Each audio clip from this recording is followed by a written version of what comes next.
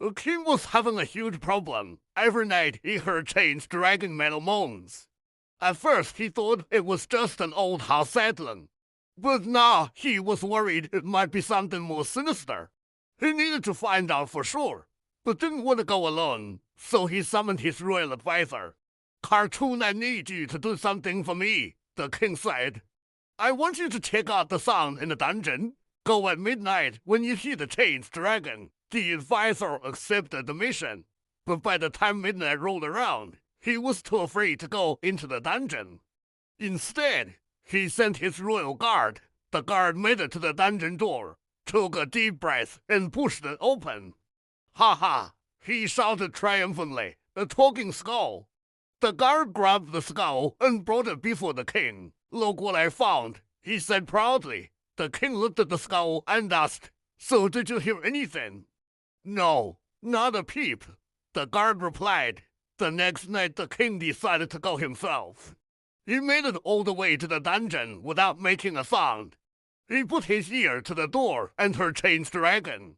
He took a deep breath, prepared himself, and kicked the door open. "Who's in there?" he demanded. No reply. The king walked in, lifted up his sword, and cut off the head of the closest statue. Then he froze. The head he had just cut off was actually a cleverly disguised trapdoor. And down below, he could see a dark figure dragging himself closer and closer. Suddenly the ground began to shake. Rocks and dirt rained from the ceiling. The figure below had triggered a collapse, and the king had no way out. The dungeon walls were too thick for his sword to pierce.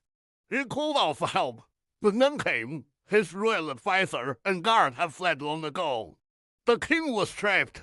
Then he saw something in the corner. It was a small keyhole. Maybe there was a way out after all. The king tried every key on his ring, but none of them fit. Just when he was about to lose all hope, he felt something brush against his leg. He looked down and saw a tiny crown jewel. It was small, no bigger than his thumb, but glimmering brilliantly in the torchlight. As he picked it up, he noticed an inscription on the inside. It read, "To him who finds this jewel, any love shall yield." The king rushed over to the keyhole and inserted the jewel. It fit perfectly. The lock clicked open, and the king stumbled out of the dungeon, collapsing on the floor above. The royal advisor and guard were waiting anxiously outside. They had heard the collapse and rushed to the dungeon only to find the door open and the king nowhere to be seen. Suddenly, they heard footsteps. The sound of heavy boots on stone echoed through the hallway. They turned to see the king hobbling toward them, covered in dirt and with a nasty gash on his arm. "What happened to you?" the guard asked. "And why is the door open?" the advisor said.